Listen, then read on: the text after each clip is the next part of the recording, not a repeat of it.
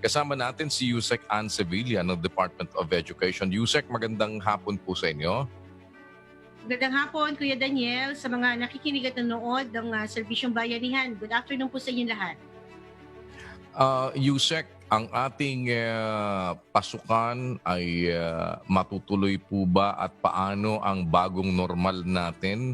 And ano ho ang mga adjustments natin na ginagawa ngayon, Yusek? Opo, Sir Daniel, thank you very much, no? Unang-una sa opportunity na ito kasi we have to explain that when we say that we are opening the school, hindi naman po natin inoobliga na pumunta ang mga mag-aaral at guro physically sa eskwelahan. Ang ating lang po ino-open ay yung pong kalendaryo, yung umpisa ng ating mga activities. At marami po tayong pwedeng gawin when we start the school ay wag po tayo mag face-to-face or hindi po pupunta ang mga bata at estudyante at mga guro sa kanilang mga eskwelahan, pero pwede po natin gawin ang mga alternative delivery approaches or mode. At ito po yung sinasabi namin na mga online platform, pero hindi po lahat ay kaya yung online. Meron po tayong modular, meron din po tayong staggered or clustered class scheduling, at meron din homeschooling. Lahat po ito ay magdedepende kung ano po yung sitwasyon sa lokal o lokasyon ng ating eskwelahan at kung ano po yung kapasidad, ano po yung capacity na po pwedeng gawin ng mga approach na hindi naman po kailangan na face-to-face. Yusek, dito po sa ganitong situation, napaka-importante ng atin pong mga internet connections. Meron ho bang mga adjustments or pakikipag-ugnayan din tayo sa mga service providers natin ng mga telecommunication companies o yung mga dapat na magkaroon tayo ng mga data access, itong mga internet access na ito? Meron po bang mga adjustments dito para mabigyan tayo ng mas maganda pong linya, Yusek? Tama po, kasi sabi nga natin, sa online learning delivery, ay nakasalalay po tayo sa gaano kalakas, gaano ka-stable, gaano kalawak ang merong internet at wifi. So, even before the pandemic, even before the COVID happened, ay nakipag-kausap na po ka namin ang DICT. Meron po tayong DepEd Computerization Program. Ito po ay continuing, matagal na po kami nagsimula. Kaya ang mga eskwelahan natin ay may mga computers na at may mga LCD TV na po sila. Right now, we have the DepEd Commons. Ito po ay isang website kung saan pwedeng pumunta ang mga bata. Nandun po ang kanilang mga eskwelahan. Isa na po namin ang private school, kasali na po sila dito. Ang DepEd Commons po ngayon ay ginawa na hong libre ng Globe, Smart at PLDT. Kami rin po ngayon ay nakikipag-usap na sa mga TV and radio networks. Dahil yung mga walang internet ay ating pong susubukan na maabot sa pamamagitan ng radyo at TV. Ang mga networks at telecommunication networks ay nakikipag-ugnayan na po sa amin at kailangan po talaga natin ng magbayanihan. Napakaganda ng inyong programa dahil ang edukasyon ay kakailanganin ng bayanihan. Hindi po kaya ng gobyerno lamang, ng DepEd lamang. Kailangan po ng local government units. Meron po silang SEF, Special Education Fund, na po pwede nating magamit para po ma-align or ma-shift na po natin yung mga resources natin papunta sa mga learning delivery na hindi na po yung tinatawag na normal or common. Kailangan po nating maghanda dahil pati po ang mga magulang ay kailangan na rin pong i-train, i-capacity dahil marami pong pagbabago ang nangyayari sa tinatawag na new normal. Hindi lang po yung internet, Kuya Daniel, kailangan din po ng mga guro at mga bata at I think bawat bahay, yung gadget na tinatawag. Dahil paano sila makakakonek kung wala rin silang mga gamit. Mismo ang aming mga guro, hindi naman 1:1 ay meron na hong laptop ang aming mga guro. Malayo pa po. Malayo pa po ang ating tatawirin para magkaroon ang bawat 25 million na mga public school learners at about 1 million na mga teachers mabigyan ng ganitong 1:1. So, kaya nga po ang sabi namin, mix po ito. Mix ng face-to-face, pero hindi po araw-araw. Maaaring isang beses, 2 beses, 3 beses, isang linggo.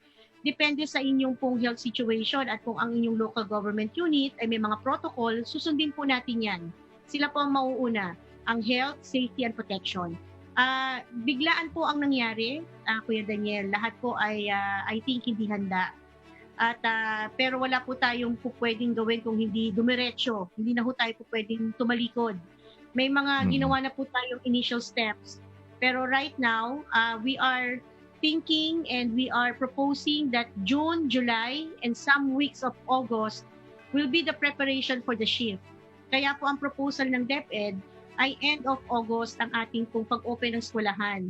Kasi po, Mm. kailangan natin maghanda. Marami pong paghahandaan at kami po ay hihingi ng tulong even to the media dahil isa ho kayo sa magiging effective way of communicating to our parents, to our learners. Mm.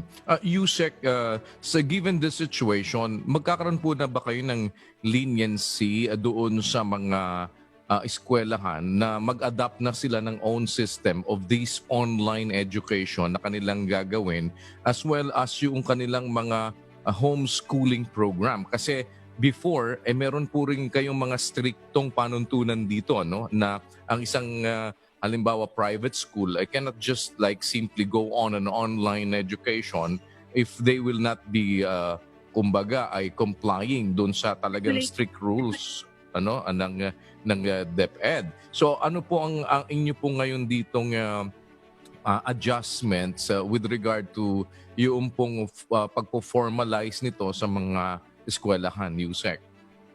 Last week lang, Sir Daniel, ay nakipag-meeting kami sa mga various organization ng mga private schools. So, ito yung sinasabi na work from home is more work. In fact, ito nga po, even our communicating has improved. Kasi dati phone touch tayo, now we can see each other. Yung po mga asosasyon ng mga private school ay nakausap na namin. And they are also looking into the shift of the online education and even homeschooling.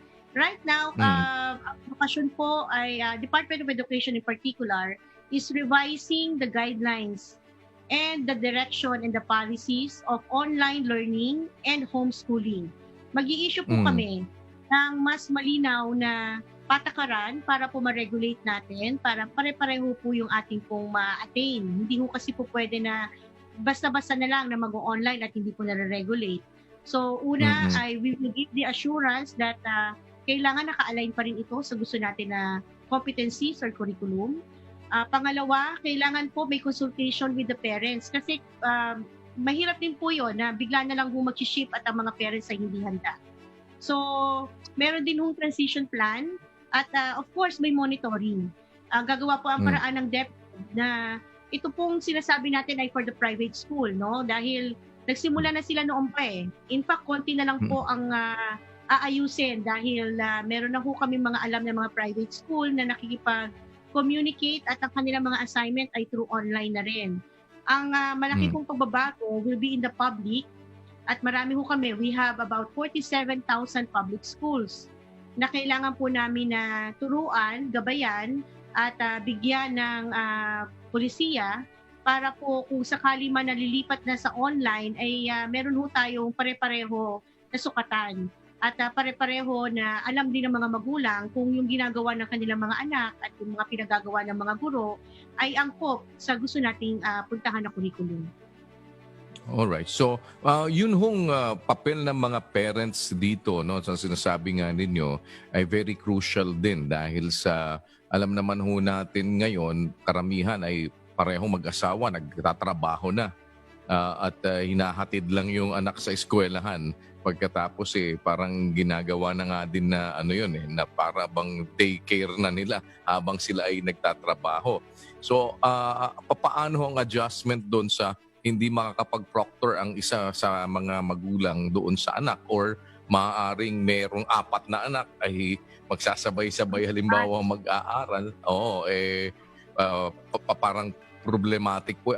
Paano po natin tinitignan itong ganitong situation, Yusek? Actually, ito pong learning continuity plan when we drafted this, ang malaki po na factor dito ay yung mga magulang. Even the guardians. No, kasi yung iba po ay may mga magulang na talagang sabi niyo nga nagtatrabaho. Ang isang factor sa Philippine culture ay may mga OFWs pa nga na wala talaga sa bahay. Yung iba naiiwan sa mga lola, lolo, tiyahin. Mas malaking problema, Mm. Kuya Daniel, yung literacy rin ng pag-iiwanan. Kasi in the Yes. provinces, mismong mga guardians or magulang ay hindi marunong magbasa, hindi marunong magbilang. So, yun po yung big challenge na talagang nakikita po namin. Una, kailangan po natin ng deeper orientation, capacity Mm. building. So, hindi po mga guro lang ang amin pong ititrain. Isasama po namin dito, kailangan namin ng Parents Teachers Association. Ang mga magulang ay kasama po sa bibisitahin ng mga guro ngayon. Kasi kailangan po Mhm. namin silang bigyan ng gabay para malaman kung ang mga bata ay ginagawa yung mga follow-through ng mga procedures na ipagagawa natin sa bahay. Isa pong Mm. malaking challenge. Pero sabi nga natin, bayanihan, hindi po ba? So ito po yung hihingin po namin na suporta, kooperasyon sa mga magulang. Mag-iiba po ang sitwasyon ng inyong mga anak, pero ang pinakamalaking pagbabago ay kayo mismo. Dahil tama, Mm. ako mismo may anak ako at parang sa akin, pag nasa eskwelahan siya, kampante ako dahil nakakapagtrabaho ko, dahil alam ko na nagagabayan siya. Pero sa bagong approach na mangyayari, kailangan din po mag-adjust ng mga magulang. Hindi ho natin ini-expect na yung ating unang mga buwan sa pag-implement ng ganitong bagong new normal nga na tinatawag, magiging perfect ang lahat. Kailangan lang ho natin magtulungan, kaya po kami ay, ang aming pong Secretary Liling Briones ay magpe-present sa IATF kasi ang unang-unang Mm. mensaheng sasabihin, ang edukasyon ay hindi ho pwedeng gobyerno lamang. Ito po ay kailangan ng tulong ng lalo na ho, pinakamalaki ang magulang, yung guardian na kasama ng mga bata. So, Mm. mapapasama po sila sa aming programa, stakeholder engagement, change management, capacity building, mind setting. Ang una lang po namin hihingi sa kanila yung learning space ng bata. Gaano man tong kaliit, gaano kapayak, alam naman natin iba-ibang sitwasyon ng pamilya, pero kailangan po maglaan ng isang sulok, isang lugar sa inyong bahay para po ang bata ay nakakondisyon na siya ay mag-aaral dito sa lugar na ito. At bibigyan po natin yung module. It can be a module, it can be online, it can be TV or radio, or bibisita ang guro. Kailangan po na makondisyon natin ang mga bata. Yung suporta po ng magulang siguro at the first level is giving them the learning space. The second level is giving them the assurance na magiging normal pa rin tayo. Alam niyo po yung anxiety ng mga bata ngayon, lalo na hindi po natin na-end ng tama yung school year. Marami po sa kanila na may miss ang kanila mga kaklase, mga guro, Mm. mga kaibigan.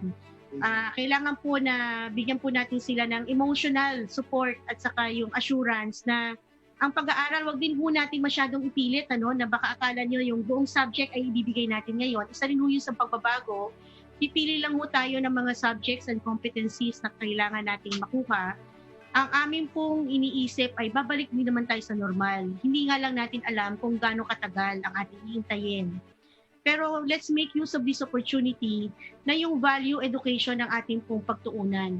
So isang rin mo yun sa ipe-present ni Secretary. We have been asking where is good moral and right conduct, the GMRC, and yung pong Mm. edukasyon sa pagkakatao. Ito po yung Mm. pagkakataon na siguro bibigyan po namin ng pansin or focus ito dahil sa magulang at sa bahay po, mas matututunan ng bata itong mga moral values and good conduct. Depende po Mm. sa level. Nag-change na po kami ng aming mga learning modules. Yung mga leksyon, hindi rin po ganun ka serious ang gagawin natin. It can be progressive, ibig sabihin depende sa bata. Ang isa pa po Mm. magbabago, Sir Daniel, is yung examination and assessment. So, ang Mhm. ating pong pag-exam o pagtetest sa mga bata, hindi na po natin alam kung bata ang sasagot dahil nasa bahay na siya. Hindi na rin ho natin ito gagawin na identification or multiple choice, but more on performance and more on Mm. the yung reflection ng bata. Ang gusto rin mo Mm. namin na makita or ine-expect namin pagbalik natin sa normal na edukasyon or formal schooling, yung interest ng bata ay hindi po bumaba. Yun po ang Mm. ating pong pinag-iingatan. Kasi kung mag-stay po tayo na idle at yung mga bata ay walang gagawin, yun nga po yung isa na hinihinga namin ng tulong kayo sa media. Alam namin na maraming mga magulang ang ang natatakot na palabasin ng mga bata at ayaw nila, sabi nila ayaw nilang magpunta sa pag-aaral. Pero pwede po natin itong gawin unti-unti at hindi naman ganun ka formal pa agad. Mag-shift lang po tayo. Ang hinihingi lang po namin, yung interest ng bata sa pag-aaral ay ating pangalagaan. Yan po yung suporta na hihingi natin sa magulang. Yung interest po nila ay alagaan natin. Alright, Yusek, parang looking at the positive side of it, ano po, kasi hindi nyo natatanong, way back, matagal na po, actually, hindi pa hindi pa Secretary Briones, panahon pa noon, ipinopropose ko na po ito na actually I even offered one of our channels na magkaroon ng accreditation na yung accreditation ng ang manonood ka sa TV, may mga subjects sa television, basta't naka-enroll ka doon sa... Kasi ang isa pong nakikita ko noon ay yung matugunan yung kakulangan sa classrooms. Kasi with this, parang ito naman ngayon yung siguro positive point dito na kasi kulang tayo ng classrooms, kung may ganito tayong mga online na pwedeng magawa, it will actually solve one problem, yung kakulangan natin sa classrooms. Kaya nga lang, sabi ninyo ay yung pag-a-adjust, dahil kagaya ni Miss Annie namin dyan, hanggang ngayon po, ang hinahanap pa rin telegrama, ang hinahanap pa rin gamitin makinilya, mga... ang tinitingnan ko lang hindi ba natin ngayon pinagpaplanuhan, ma'am, ito in a much longer parang direction na makapag-adapt na tayo dito continuously, na ma-incorporate na natin ito to solve the problem of lack of classrooms. Na kasi kung pwede naman pala natin magagawa yung ganito, so why just concentrate on the time na meron lang tayong krisis, hindi ho ba natin tinitignan ito in in a much parang broader scope, Yusek? Opo, in fact, longer term and broader stroke talaga ang ating direction. Kasama po yan sa ginagawang review, revision, and improvement of our homeschooling policy. Ito po yung sinabi nga natin na we have to change but we have been really pressured to do it now. Yung pong change ay inuunti-unti natin dahil sa culture at yung pong preparation na kailangan. Pero ito po ay isa sa mga effect ng nangyaring public health situation natin. And sabi ko nga po, wala na tayong papupunta, hindi tayo pwedeng bumalik. Kailangan na ho natin itong harapin. At yung homeschooling policy, kahapon lang po, ay nagkaroon ng management committee together with all the regional directors at lahat po ay nagbigay ng magandang suhestyon kung paano natin ito pwedeng gawin. Ang kagandahan, Kuya Daniel, I think it's inherent in the Filipino values and strength. Lahat po ay nagsasabing kaya natin itong gawin. At lahat ay nagsasabi na may capacity ang bawat rehiyon na gawin ito. In the National Capital Region, I think advanced tayo dito in terms of technology, in terms of homeschooling. Marami na ho ang nagpa-practice ng homeschooling dito. They are looking forward na ito po ay maituro sa ibang rehiyon. Ang kailangan lang po natin talaga ay magkaroon ng framework at yung regulated policies dahil ayaw din naman natin na yung kalidad ng edukasyon ay masakripisyo dahil lamang sa gusto natin na magtuloy-tuloy. So lahat po ay babalins. Ang laro po ngayon ay yung pagbalanse ng ating pangangailangan at pagbalanse ng lahat ng gustong tumulong. Bayanihan nga. Babalik tayo dun sa bayanihan at I'm very happy that your program is really the advocacy that we are now looking into. Ang frontliners po ngayon ay ang mga health workers. And we really do look forward na sila ay talagang mga bayani natin. In 3 months time, lalabas na po ang mga frontliners namin. Ito po ang ating mga guro na hihingi ng tulong at aabot sa inyong mga kamay, lalo na sa mga magulang, sa mga local government unit heads, sa media partners. Kami po ikakatok sa inyo kasi pagtutulungan po natin itong gawin. Hintayin niyo lang po ang aming mga bagong mga policies at mga advisories and guidelines Kailangan lang po namin sumunod sa protocol. This has to be presented to the IATF. I know marami pa pong mga tanong sa mga gusto namin gawin. Hindi lang po namin sinishare pa yung mga detalye dahil kailangan po namin humingi ng clearance kung ito ay una, makakatulong Mm. ba sa gusto natin na health protocol. Mm. Pangalawa, safe po ba ito sa lahat ng mga stakeholders?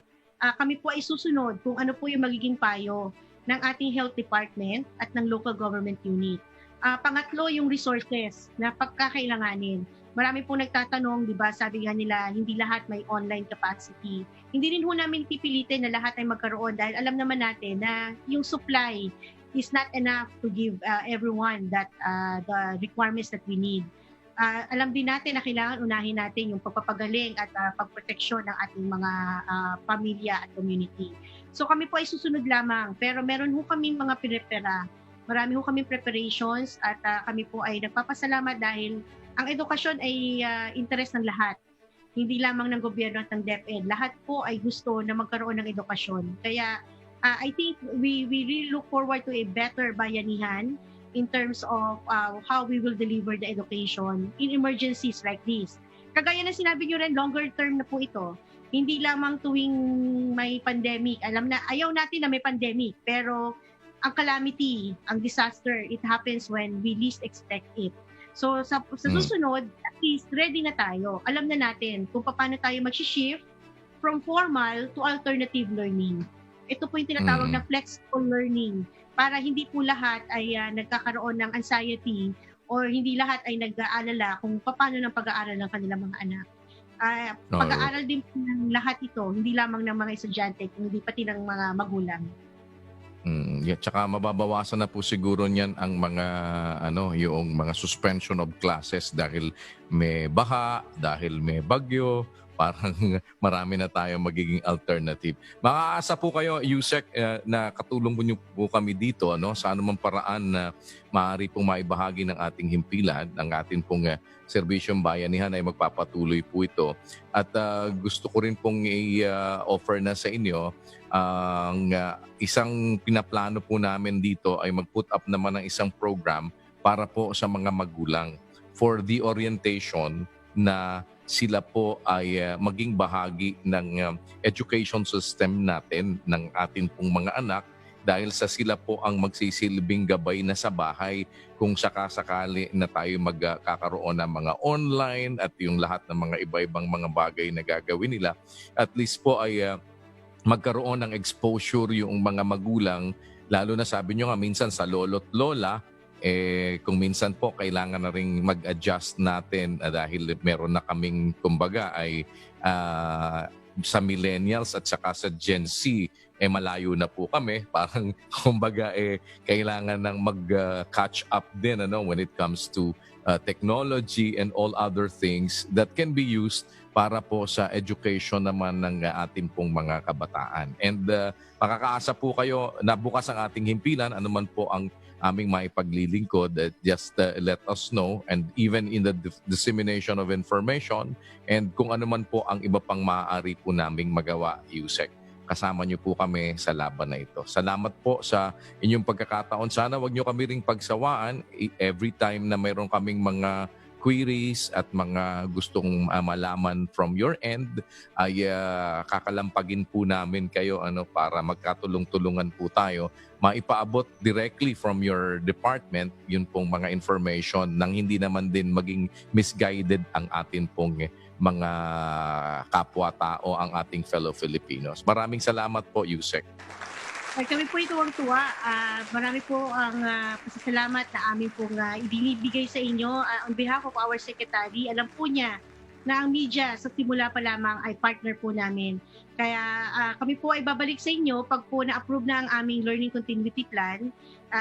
We look forward sa partnership na inyo pong inaalok. Yan po ay malaking tulong, hindi lamang po sa Department of Education, kung hindi sa ating gobyerno. At ang aming pong pakikisama sa dito ay actually a favor that you are giving to the department. So kami po ay nagpapasalamat at continually kami po ay magwi-wish na kayo po ay mag-continue na partner namin. Mabuhay po kayo at magandang hapon po sa inyong lahat. Salamat po. Dalangin namin ang inyong kaligtasan, Yusek Ann Sevilla ng Ano po? Department of Education. Ayan.